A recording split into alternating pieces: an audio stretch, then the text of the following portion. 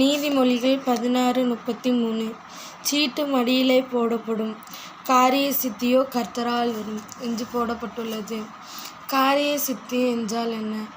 நம்ம ஒரு காரியம் நம்ம செய்கிறோன்னு வைங்களேன், அந்த காரியம் நல்லபடியாக முடிகிறதும் நல்லபடியாக முடிகிறதும் தோல்வியில் முடிகிறதும் நம்ம கையில் தான் இருக்குது. அந்த சித்தியை கர்த்தர் தான் தர முடியும்னு சொல்லி வேதாகமத்தில் குறிப்பிடப்பட்டுள்ளது.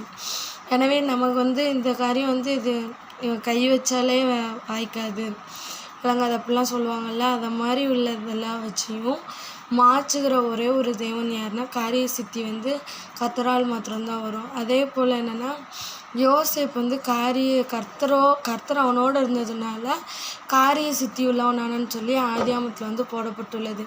எனவே நாம் காரிய சித்தியை கர்த்தரிடத்துலேருந்து பெற்றுக்கொண்டு நம்ம காரிய சித்தி உள்ளவர்களாக நம்ம வாழுவோம்.